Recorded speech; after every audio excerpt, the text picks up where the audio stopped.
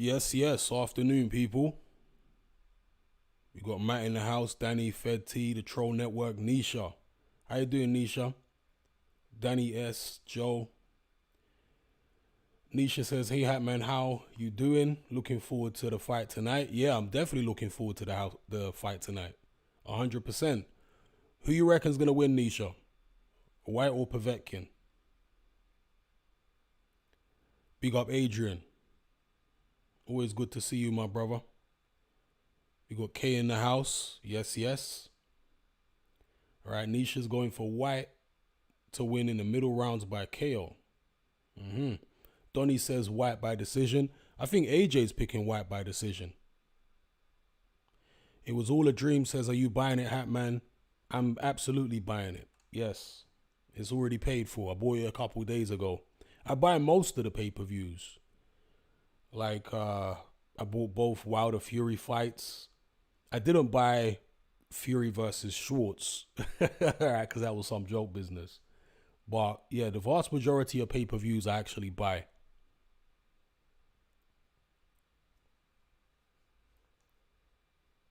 You know, several years ago, I didn't actually used to buy most of the pay-per-views. I used to buy a few of them. But you used to be able to get very good streams quite easily back then.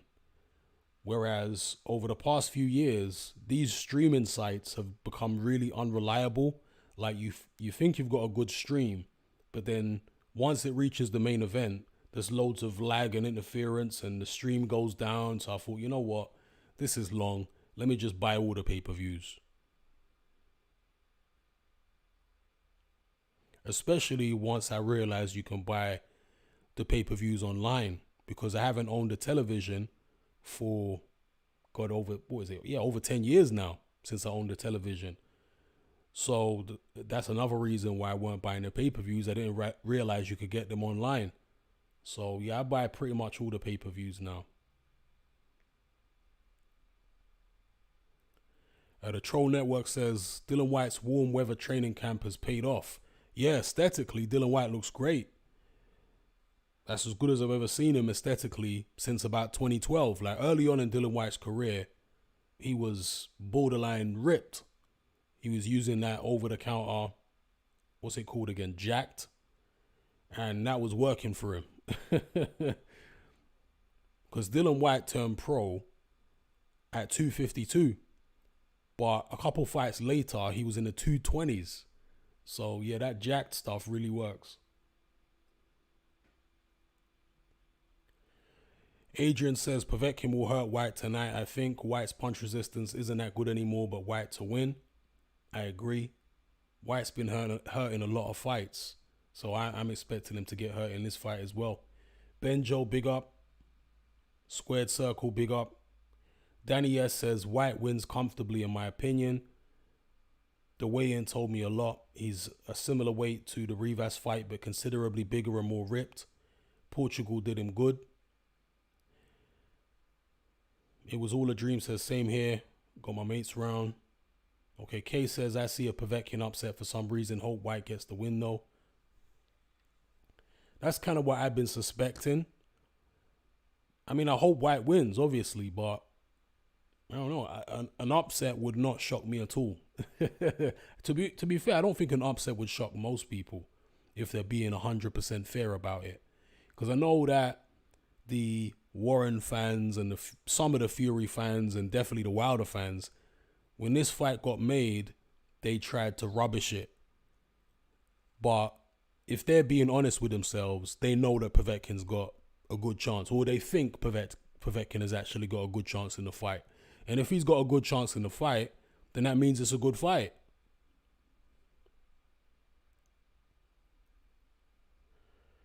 Jay says, I'm going for White to win a close points decision, and I think both fighters will get dropped.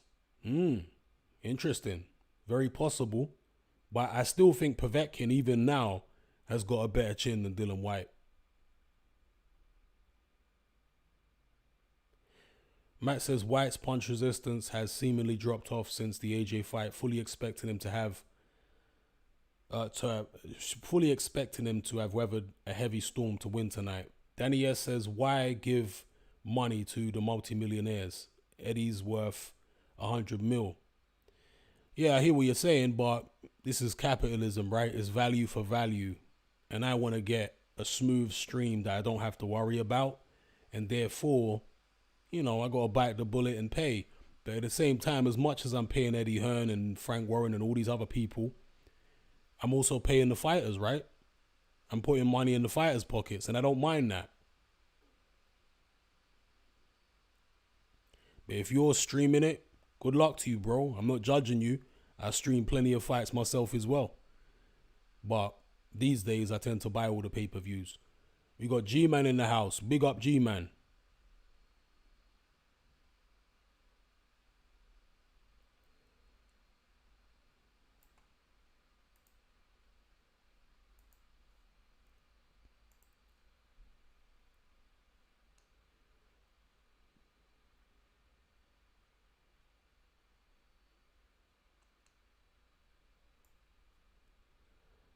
Joe says, Danny S, by that logic, you wouldn't buy anything from most big stores/corporations.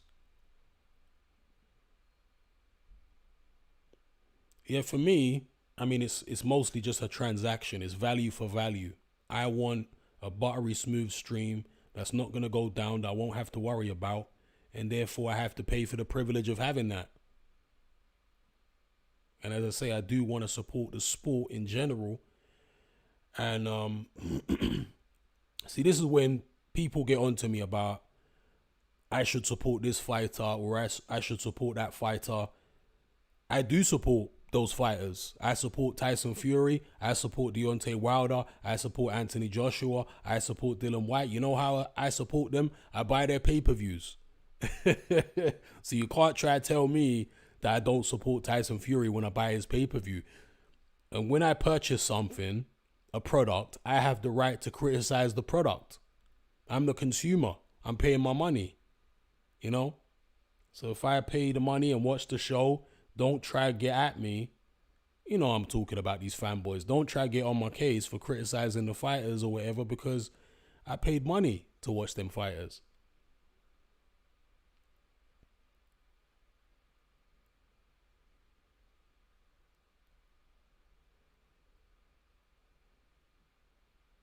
Okay, it was all a dream, says Hatman. Try crack streams and Vipro for US shows. Crack streams. Okay, I never heard of them before. And I've never heard of Vipro, to be fair. I know VipBox. That's the one that I usually use for US streams, but they've been terrible lately. VipBox have been pretty bad. What's the other one?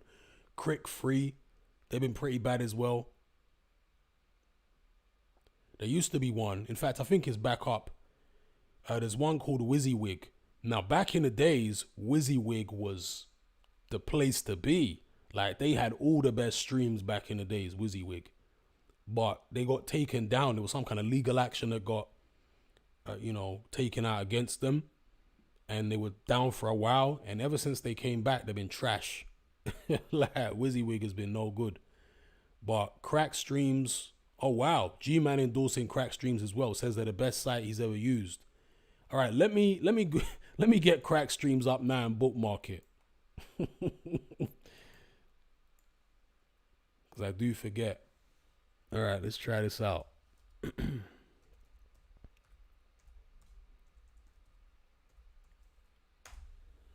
Crack streams. Just crackstreams.com, yeah? Because there are several crack streams here. What are you guys saying? Is it crackstreams.com? Or is there a specific one that I'm supposed to go to here? Hang on.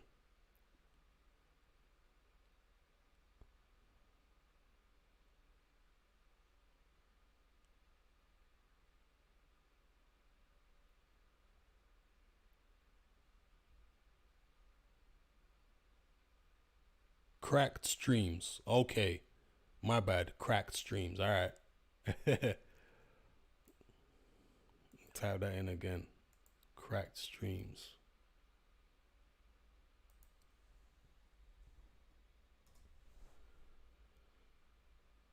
Yeah, there's cracked streams as in crack. Hang on. I'm seeing crack, not cracked. I'm seeing crack streams, not cracked streams. If any of you got a link to the site that you use, if you could just put it in the chat, then I'll just click it from there. Much obliged.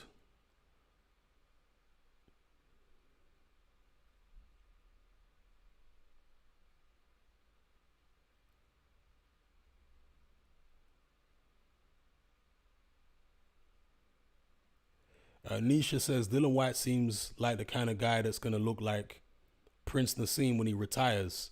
Yeah, Dylan likes to blow up in weight. Dylan's one of them kind of guys that doesn't have a naturally fast metabolism. There was somebody in the comment section of one of my recent YouTube videos who was asking why the heavyweights nowadays find it so difficult to get in shape, like aesthetic shape.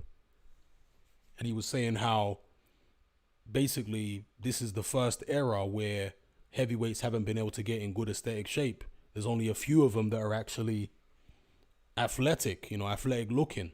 And I think he talked about AJ, Wilder, Joseph Parker, and a couple others. But truth be told, in the 1980s, most of the heavyweights didn't look aesthetically, in shape. They didn't look athletic. You had Tony Tubbs, you had Michael Dokes, you had John Tate, you had Tim Witherspoon. I mean, even Larry Holmes didn't look like an athlete, really. So the 80s was like that, even more so than today.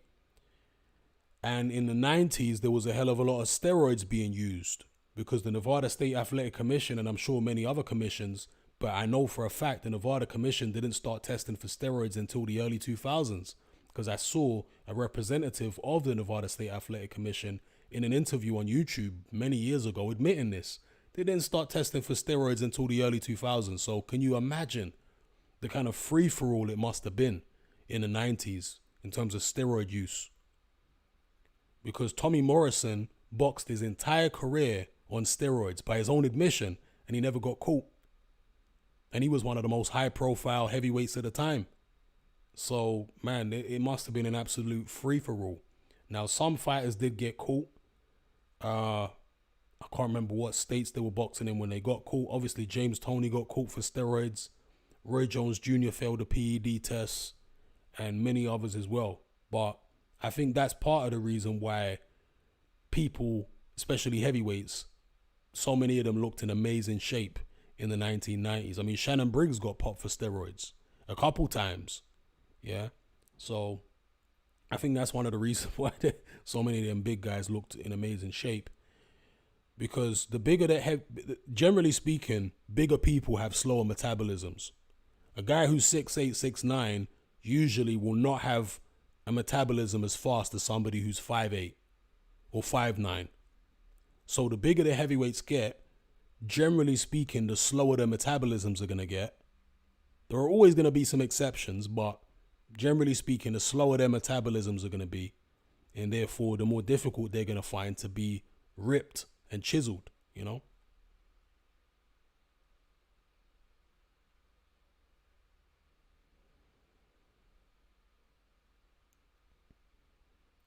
G-Man says, Hatman, apparently a lot of PEDs illegal in the UK are okay in Portugal. Interesting. Well, that might be the case if he was going to fight in Portugal, like Dylan White, but he's still going to be tested by VADA, to my knowledge anyway, and UCAD. So if they're illegal in Portugal, he's still going to be tested under the British, under the UCAD organization and VADA as well. So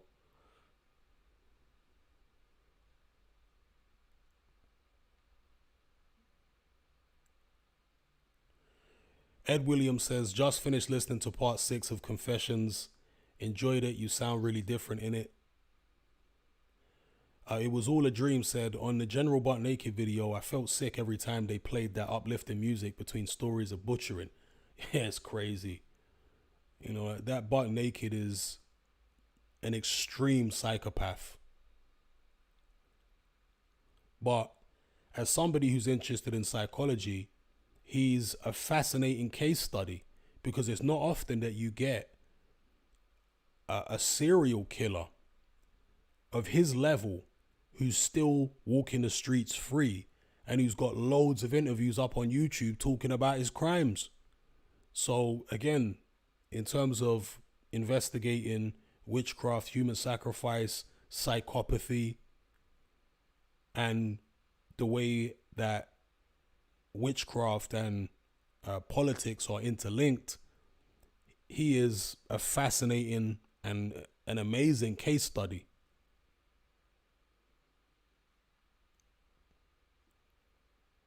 Pugilist King says, I got Dylan White by late stoppage. Okay.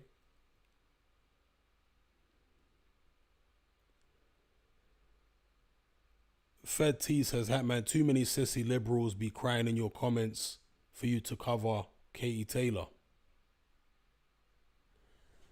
You know,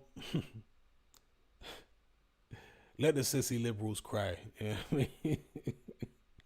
I think Katie Taylor is terrible, truth be told. To be fair, the women's fight the other weekend, Natasha Jonas versus the other girl, that was actually quite a good fight because the technique of those two girls was good. See, one of the issues that I have with female boxing is the technique is often horrible. And when you combine horrible technique with a serious lack of punching power, then there's not really much entertainment to be had. But the Natasha Jonas fight, their technique was good. Like, their technique was as good as, like, I would say the majority of male fighters. They didn't have the kind of punching power and, you know, explosiveness and all that, but the technique was good from Natasha Jonas and the other girl. I'll give them that. And that's relatively rare in female boxing because that fight over in the States, horrible.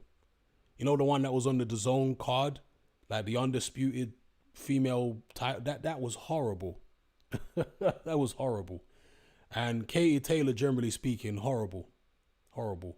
I did enjoy the first Pursoon fight, okay, because it was hilarious. Pursoon, again, terrible technique. There's nothing there other than just an engine and a lot of toughness. But I have to, and part of the reason I enjoyed it was because Katie Taylor was supposed to be this golden girl, and you know she was supposed to be this amazing fighter, and somebody so basic was able to come in there and slap her about like Ike Turner. So to me, that was entertaining.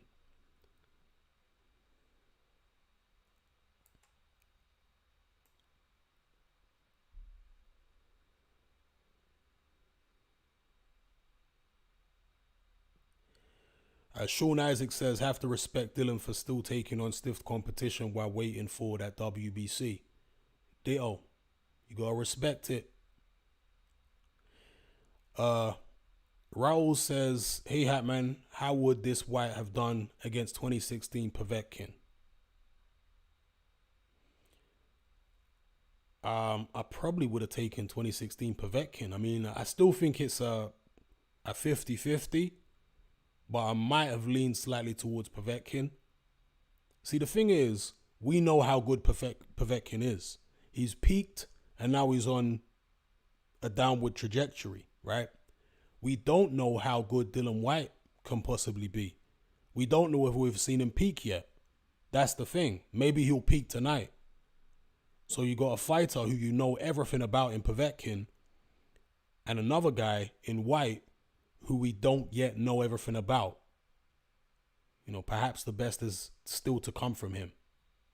But from what I've seen so far of Dylan White, let's say the version who fought Rivas or the version who fought Chisora in the rematch, I would slightly favor Povetkin.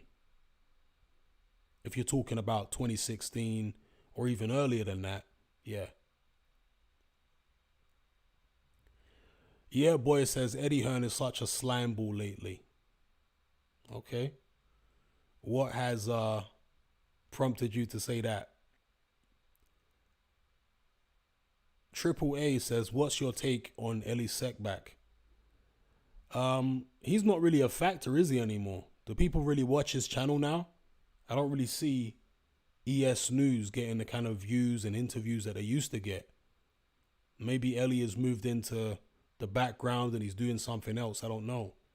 But Ellie always came across as like mentally challenged or something. But then I saw one interview with him. It might have been Coogan who interviewed him.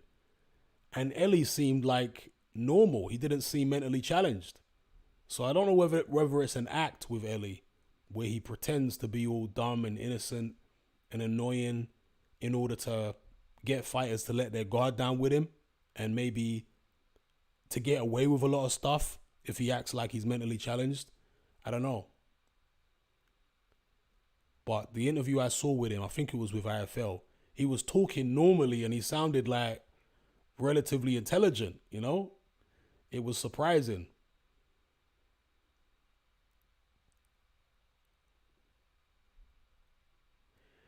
MXLDR, big up. He says, yes, Hatman, I can see Povetkin catching White with a right over the jab. I think you could be on the money there. While White is looking out for the left hook, don't sleep on Povetkin's right hand. And Dave Caldwell knows all this, by the way. I think it's a good move by Team White bringing Dave Caldwell in because he has clearly studied Povetkin and he knows what he can do. He knows what he's good at. The thing is, they've brought Dave Caldwell in at such late notice that he might not be able to impart all of, enough of his knowledge about Povetkin onto Dylan White before the opening bell. That's the problem. Kay says, Hatman, what's your thoughts on the Netflix Cuties trailer? I haven't seen it. Somebody recently told me about it. And that has little kids twerking or something, 11-year-olds. Yeah, it's real messed up. I mean, we live in crazy times, people. We live in times where the general public have been brainwashed to an alarming degree to accept all types of fuckery. And the fact that they're pushing this cuties thing amidst all this COVID nonsense, I mean, it really shows you how susceptible human beings are to the brainwashing. People should go to prison for sexualizing children like that.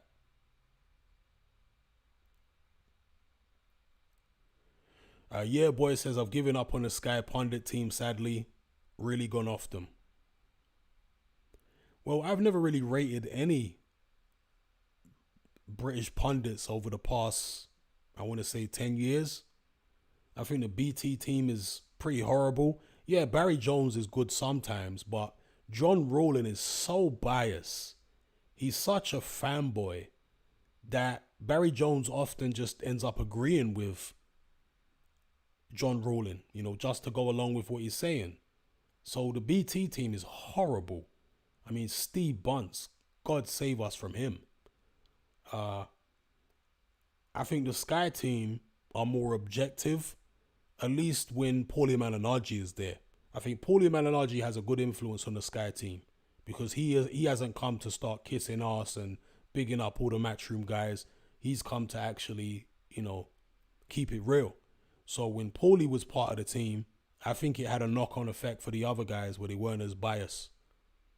But generally speaking, I think that the American commentary teams like Al Bernstein on Showtime, and I like the old HBO team, even though people say they were biased, just from, the point of view of their voices and their cadence and the way they would bounce off each other. I liked the old team, especially when they had Manny Stewart, Max Kellerman, Jim Lampley, and even Larry Merchant. I know people hate Merchant and he's an asshole, but Larry Merchant was a good boxing analyst. Even though the guy may well be a piece of shit, he's good at analyzing boxing. Always was.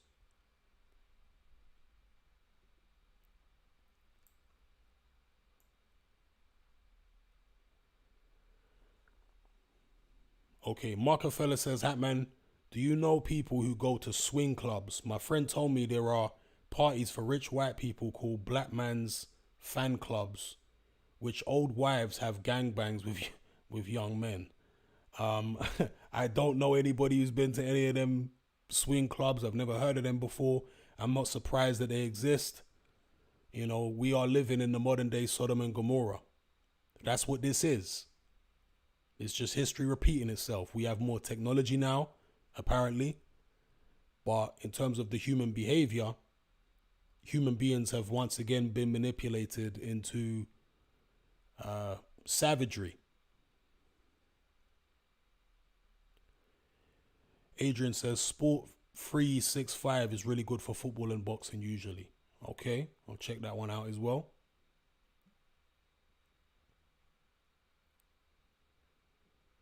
Fed T says a lot of the fanboys haven't ever attended a show or bought a pay-per-view.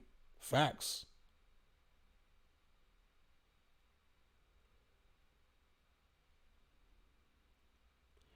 Big up E-Man. The Overtrain says Hatman loves delusional fanboys same way he loves normies. Where would he be without them? Well, I like delusional fanboys, I'll give you that. Because they give me fuel, right? They give me material to make videos about. But when it comes to normies, I don't like them. I wish I didn't have any material. You know, I wish they didn't give me material to do Patreon episodes and stuff like that. I can't stand the normies. But the delusional fanboys, it's all good. They bring the views in, they bring the money in. They give me stuff to talk about. So, yeah, delusional boxing fans. I mean, obviously, I get frustrated with them at times.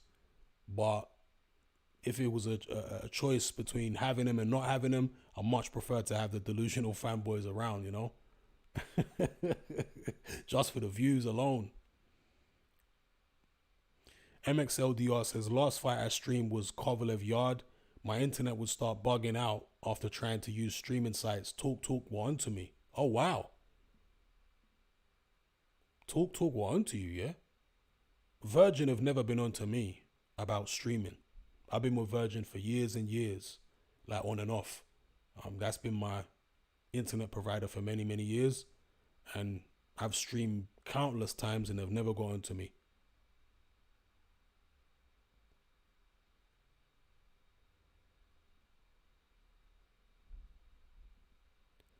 Right, G-Man says, here's an old link I use, can bring you on to the most recent fights. I guess you've posted the link further down, have you? I don't see a link yet. I'm a little bit behind with the comments, people. Bear with me. Ethan says, my aunt has a degree in psychology and she doesn't believe that there is any group psychology going on with this COVID situation by the media, and she disagreed with me about humans being sheep. Oh dear. Well, it's like there's a guy on here called Hristo Valchev, and he pointed out that modern psychology, like when you study psychology in university, it's more to do with statistics. They don't really go into, psychoanalyzing people and all that kind of stuff. But the fact that your auntie doesn't believe that there's any group psychology going on with COVID being driven by the media, and she disagrees that human are sheep, I mean, that shows how terrible these psychology degrees are then. Because you've got the behavioral insights team of the British government, right? And they have put out their minutes for their meetings admitting that they are trying to use group psychology, group think and all that kind of stuff to influence the way the public is behaving. So she is denying what the government have admitted in their own minutes. Pretty incredible. That's what you call cognitive dissonance. You see, this is why I don't rate people that have psychology degrees if they don't at least know their own psychology and have a good grasp, a good grounding in human psychology before they even start studying it.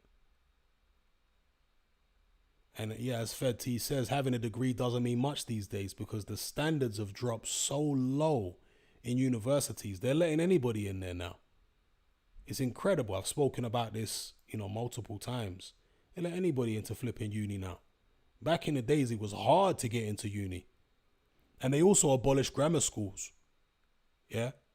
Grammar schools were like elite schools where you had to be very academically gifted to be able to get into a grammar school. They've abolished those. So educational standards are being deliberately brought down. They are stupefying the masses. They are deliberately trying to make as many people ignorant as possible. Because the more ignorant people are, the easier they're going to be to fool and manipulate.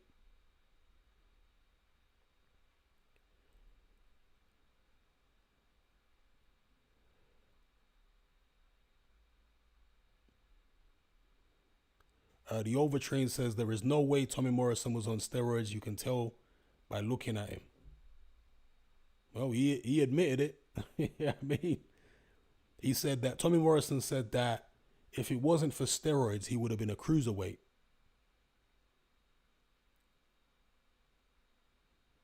Tommy Morrison was a wild boy. He was doing all kind of drugs, smashing all kind of chicks, doing the steroids, boxing. Tommy was out there. Square Circle says they fight so infrequently now, for the most part. Very few stay in shape year round. And look at the fighters today, they're even bigger than when steroids weren't tested for. But human beings are getting bigger in general. I think because of the food, because we eat more now. That's one reason human beings are getting bigger. And also because the meat contains steroids. The meat contains growth hormones and all kinds of stuff. So human beings are getting bigger in general. Adrian says, was there much drug testing during this pandemic? I don't know. I have to imagine not. The Overtrain says, Ethan Edwards, just because somebody had a qualification in something doesn't mean they're an expert. In fact, oftentimes they are more susceptible since they think they know it all. Indeed. Indeed. I always come back to what Socrates said. Wisdom is knowing that I know nothing. You have to start from the basis that you have everything to learn. And this is what the education system produces now. It produces a bunch of ignorant, brainwashed, indoctrinated people who have been taught to believe that they're extremely bright and nobody can tell them nothing. And it's that strata of society that are the administrators for the deep state. People who believe themselves to be bright, but they're just brainwashed sheep who have been given an endorsement by the powers that be.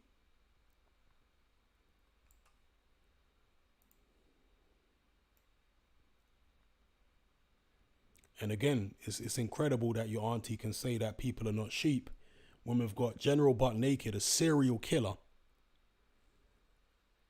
now having a big church following as an evangelical pastor. I mean, yeah. The Troll Network says Evander Holyfield was on steroids. Yeah, most likely. Most likely. He was never caught during his career. There was that controversy towards the back end of his career where there were some steroids delivered to his street under the name Evan Fields. Yeah. Matt says, did you ever hear the story about Dylan White's B sample? I've heard the full story from an insider and wondered whether you'd heard it too. No, I haven't heard it. Please enlighten us, Matt. What is the inside track on Dylan White's B sample? I have to imagine his B sample was the same as the A sample. It usually is. Joseph says, without a single day of professional training, who would your money be on in a bout between Mike Tyson and Jack Johnson? Johnson seemed like a physical specimen, but was never able to get advanced coaching. I mean, I couldn't possibly tell you because I never saw either of them without a single day of professional training, so I don't know.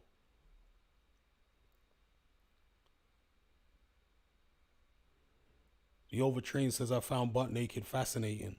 Yeah, his story is fascinating to me. I mean, he's interesting. Personally, I don't find him as a character that fascinating. I just, because I've looked into a lot of psychopaths and he's just a purely evil man. But his story is fascinating. The way he maneuvered in the elite circles over there in Liberia, the way he was able to manipulate people and get people to, bend to his will. His story is fascinating to me. And it's a microcosm of the macrocosm. Rockefeller says, is this pay-per-view worthy? Povetkin and White already lost to AJ. Won't be favored against Fury either. I'm looking more forward to the Katie Taylor fight. You're looking more forward to the Katie Taylor fight than Povetkin and White? Well, you're on your own there, bro. I'm definitely looking far more forward to Povetkin and White because they're better fighters than Katie Taylor and Pursoon. Much better fighters, more skilled, more powerful, more entertaining. I mean, it's not even comparable. And is it pay-per-view worthy? Well, it's pay-per-view worthy if you believe it is. Whether something's pay-per-view worthy comes down to the opinion of the individual. And if enough individuals believe it's pay-per-view worthy, then it will do well in terms of sales. I think it's worthy of me paying my £20. I mean, I don't feel like I'm getting ripped off. I mean, I might feel different after the show. We'll see. But right now, I feel like, yeah, I can pay £20 for this.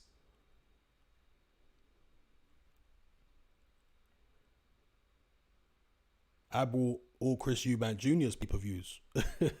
Actually, did I buy the Arthur Abraham pay-per-view? I don't think I did. No, I didn't buy the Arthur Abraham. Was that a pay-per-view, Arthur Abraham? I don't think I bought that one anyway. But I did buy Eubank versus Quinlan pay-per-view because that had David Price on the undercard.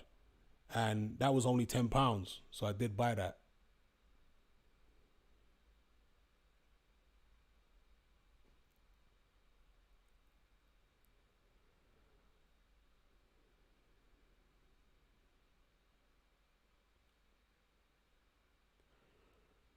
The Overtrain says, Hatman, I tried to view that prior episode that needed downloading, but it wouldn't work. Any advice?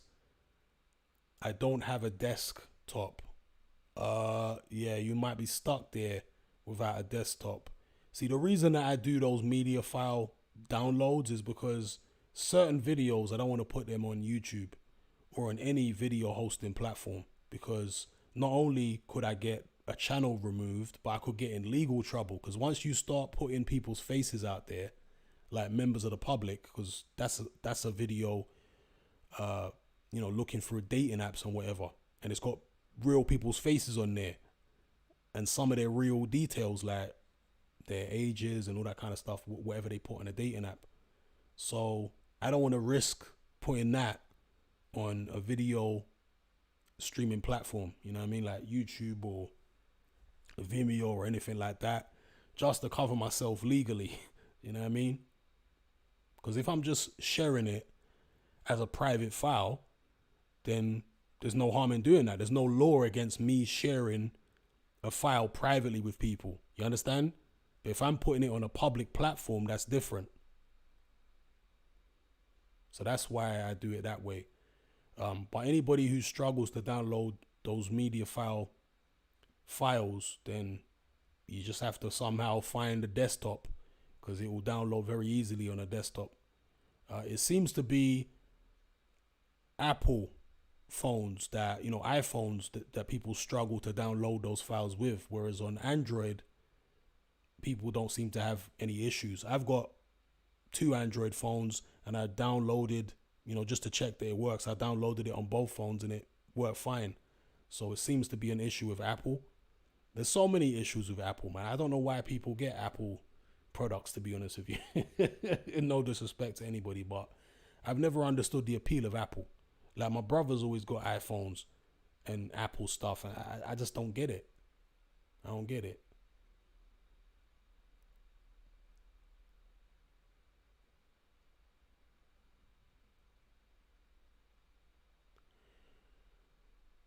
Danny S says, have you heard of the Balco scandal? Yes, I have heard of it.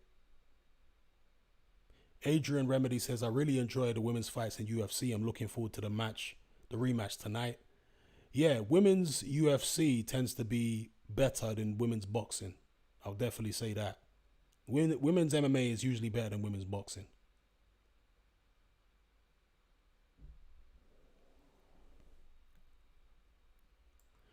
It was all a dream, says, on that New York card, AJ lost and Josh Kelly and Katie should have lost as well. Yeah, I think a lot of people would agree with that.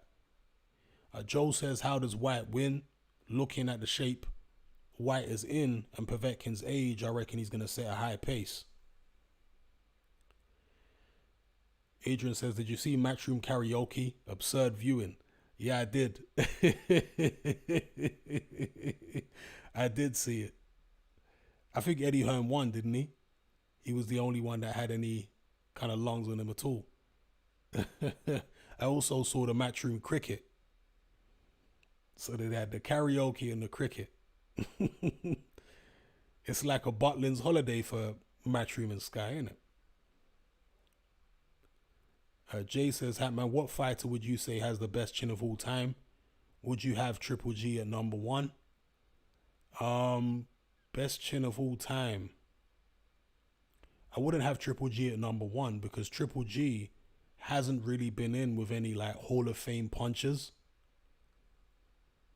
But he does have a very good chin. There's no question about it. But he's never been in there with like a Tommy Hearns or a Gerald McClellan or, you know, somebody that is like a Hall of Fame level puncher, Julian Jackson.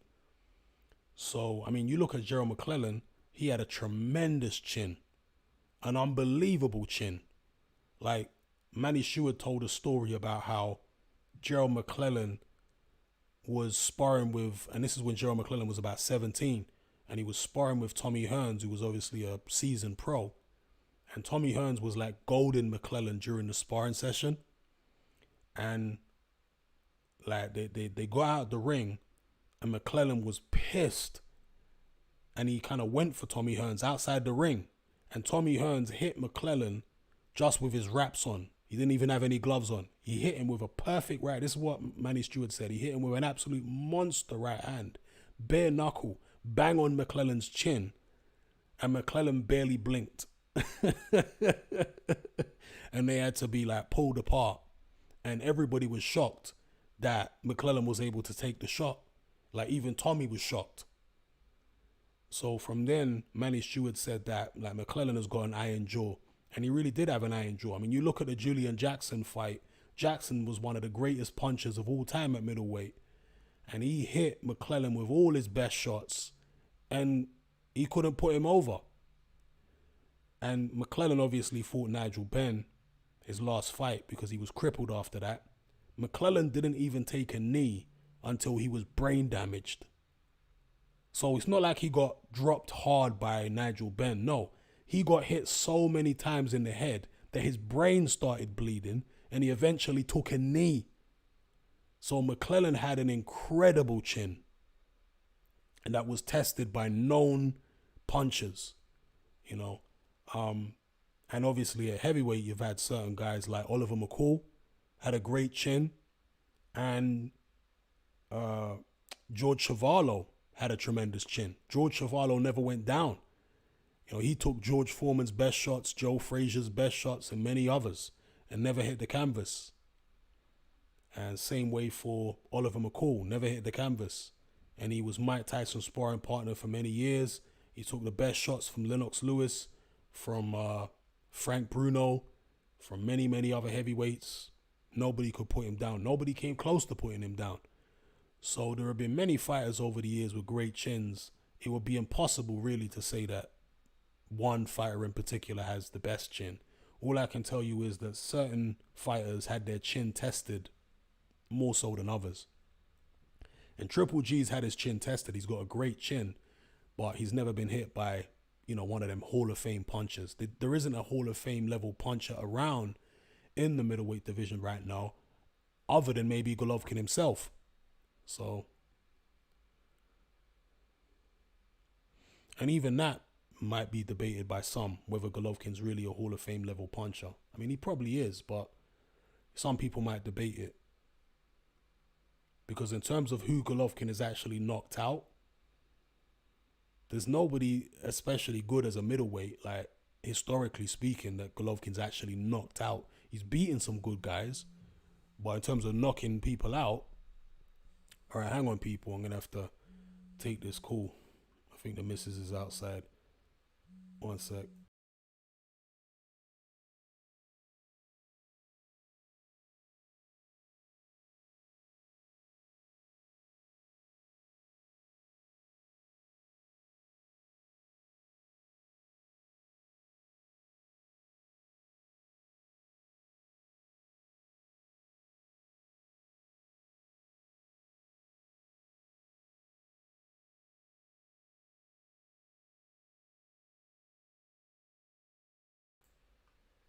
Yeah, sorry about that, people. It is indeed the missus. She needs letting in. So I'll try and pick this stream up a little bit later on. Pick this stream back up. So yeah, shout out to everybody for locking in this time. I'll try to lock in again a little bit later on. In fact, I'm gonna keep this chat window open so I can see all the questions here that I haven't already answered. But yeah, big up. I'll try check back in again later.